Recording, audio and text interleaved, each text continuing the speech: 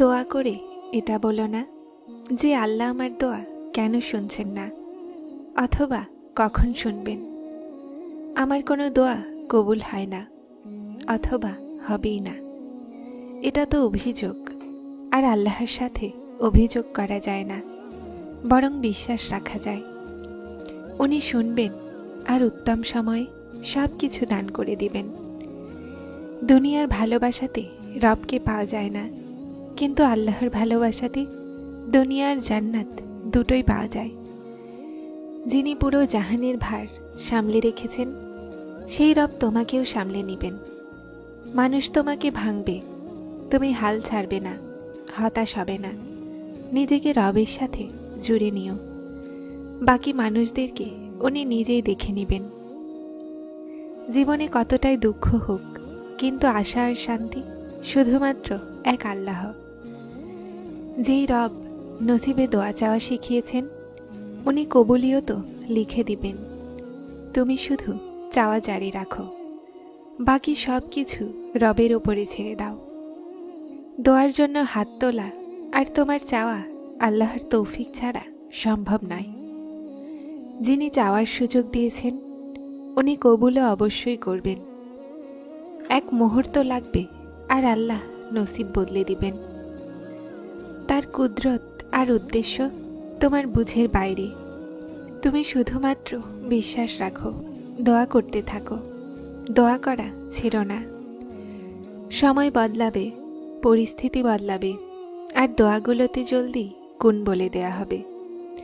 হতে পারে তুমি সেটাই পাবে যা তুমি তীব্রভাবে তোমার দোয়াতে চাইছ। শুধুমাত্র ভালো সময় পাওয়ার জন্য আশার হাত ধরে রাখো। দোয়াগুলো যতটা সময় নেয়, তাদের কবুলিয়ত ততটাই খুব সুন্দর হয়। আশা ছিল না, সব কিছু ঠিক হবে। মানুষের ওপরে আশা করা ছেড়ে দাও। অর্ধেক দুঃখ তো এমনিতেই শেষ হয়ে যাবে, আর বাকি তোমার দোয়াগুলোর মাধ্যমে আল্লাহ করে দিবেন। শোনার তো অনেক আছে ইয়া আল্লাহ, কিন্তু বুঝবার মতো আপনি ছাড়া কেউ নেই। যদি তোমার দোয়াগুলো নামাজ থেকে তাহাজ্জুদ পর্যন্ত সফর তৈরি করে নিয়েছে, তাহলে বিশ্বাস করে নাও কবুলিয়ত নিকটে। আল্লাহর কাছে যেয়ে কাঁদতে হয় না, তার কাছে তো কেঁদে চাইতে হয়। দরুদে পাক দোয়াগুলোর কবুলিয়তের মাধ্যম। সেই রবের ওপরে হতাশ কিভাবে হতে পারো, যিনি সবার থেকে তোমাকে বেশি ভালোবাসেন? না চাইতেও যদি কোনো দোয়া তোমার জবানে এসে যায়, তাহলে হতে পারে সেটাই তোমার নসিবেও আছে।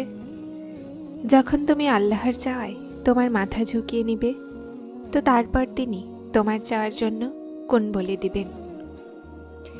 যে দোয়াগুলো বারবার জবানে আসে, আল্লাহ সেগুলোকে নসিবের অংশ বানিয়ে দেন। উনি প্রতিটা অসম্ভবকে সম্ভব বানাতে সক্ষম। তুমি নেক নিয়তে চেয়ে তো দেখো। আজ যা তোমার দোয়াগুলোর অংশ না, দেখে নিও একদিন তোমার জীবনের অংশ হবে। তুমি মনোযোগ সহকারে নামাজ আর কোরআন পড়তে থাকো। বিশ্বাস করো, আল্লাহ তোমার সমস্ত সমস্যা দূর করে দিবেন। কিছু দুঃখ, কিছু কথা আপনি কাউকেই বলতে পারেন না। হোক কতটাই নিকটবর্তী সম্পর্ক, শুধুমাত্র আল্লাহই বোঝেন। উদাস হতে নেই, সেই আল্লাহ সবার শোনেন। উনি অবশ্যই কবুল করবেন দোয়াগুলো, ইনশাআল্লাহ। নসিবে কিছু খুশি এমন লেখা হয় যা শুধুমাত্র দোয়া করার মাধ্যমেই পাওয়া যায়।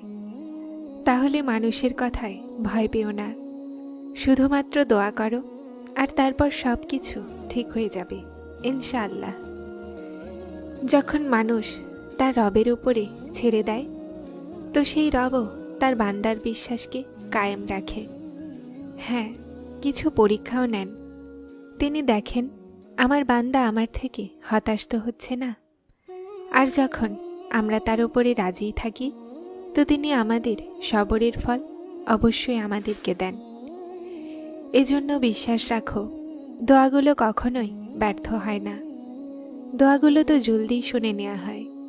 শুধু আল্লাহ তোমাকে উত্তম সময়ে দিতে চান, যেন তুমি তোমার দোয়ার চেয়েও বেশি পাও। মনের বারবার একই দোয়ার জন্য আল্লাহর সামনে কাঁদা কাকতালীয় নয়, নসিবেও আছে, এজন্যই তো মন জিদ করছে। যখন মন হার মানছে না, তো তুমি কেন কাঁদছ? চাইতে থাকো, কবুলিয়ত হয়ে যাবে ইনশাআল্লাহ।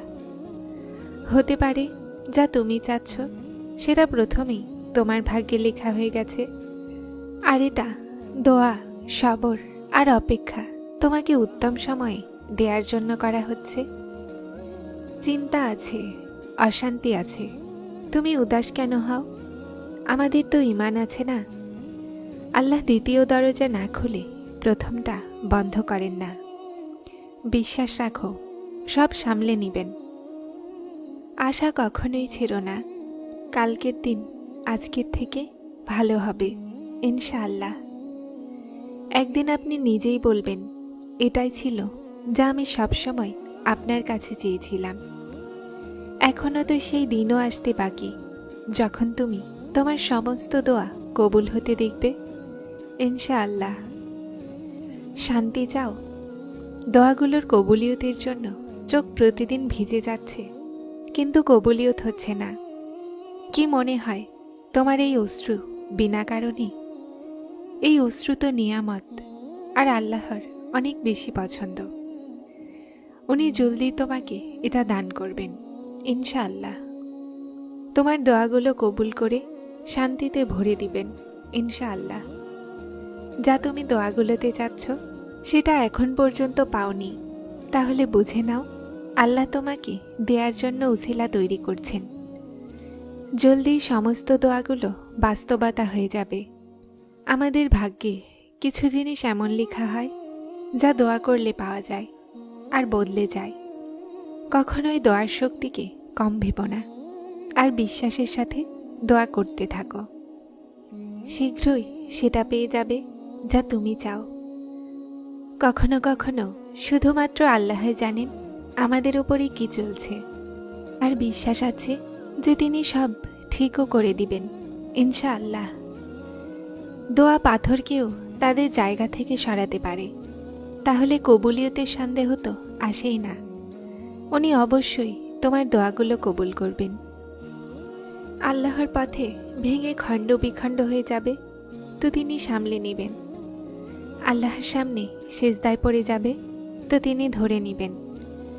কবুলিয়তের এতগুলো সময় বলেছেন আল্লাহ, দোয়ার এত তারিকা শিখিয়েছেন আল্লাহ। দোয়া চাওয়া ছিল না, কোন বলার ওয়াদা করেছেন আল্লাহ। সেই যিনি দোয়া করা শিখিয়েছেন উনিই দানও করবেন। মন ভেঙে গিয়েছিল আমার, আর নিস্তব্ধ রাত ছিল। সেটা আল্লাহর সাথে আমার প্রথম মোলাকাত ছিল। আল্লাহর সাথে কথা বলো, তিনি সব ঠিক করে দিবেন। উনি বলেন হয়ে যাও, আর জিনিসগুলো হয়ে যায়। তোমার আল্লাহ অনেক দয়াময়। আল্লাহর এক গুণ দুনিয়ার প্রতিটা জিনিসের থেকে বেশি ক্ষমতা রাখে। আর দেখে নিও, আল্লাহ মুহূর্তে তোমার ভাগ্য বদলে দিবেন। আল্লাহ বলেন তকদির বদলানো যায়, কিন্তু তারপরও তুমি বিশ্বাস করো না। কে জানে কখন কোন দোয়া কবুল হয়ে যায়। তোমার জন্য দোয়া করা কখনোই ছিল না। এটা ভেবো না যে এর চেয়ে খারাপ তো জীবন হতেই পারে না, কেননা তিনি যা দিয়ে রেখেছেন সেটা নিয়ে নিলে কি করবে? নসিব আল্লাহর হাতে আছে, কিন্তু দোয়ার ইখতিয়ার তিনি তোমাকে দিয়ে রেখেছেন। আর মনে রেখো, দোয়াগুলো নসিব বদলে দেয়। প্রতিটা পরীক্ষার পরে আল্লাহর মজেজা আছে। তুমি নিজে সিজদা পর্যন্ত যাও না, বরং সিজদাকে তোমার কাছে আনা হয়। যখন আল্লাহ একটা দরজা বন্ধ করে দেন, তো হাজার অনেক দরজা খুলেও দেন। কখনো কখনো মন এতটা দুঃখী হয়ে যায় যে মন শুধুমাত্র আল্লাহর সাথে কথা বলতে চায়। দোয়াগুলো তোমার আর তোমার রবের মাঝে কথোপকথন নয় তো আর কি। আল্লাহ কাহিনীগুলো সম্পন্ন করেন, তার এক কোণে তকদিরগুলো বদলে যায়। অসম্ভব তো তোমার জন্য, আল্লাহর জন্য তো শুধুমাত্র এক কোণের ব্যাপার। তিনি আল্লাহ, তিনি ভাগ্যের লেখাও বদলে দেন। মানুষ ভুলে বসে আছে, কিন্তু তিনি উপরে আসমানে আছেন, যিনি সমস্ত ফয়সালা করেন। কখনো ভেবেছ যে তোমার জন্য আল্লাহ যা দান করেছেন সেটা নিয়ে নিলে কি করবে?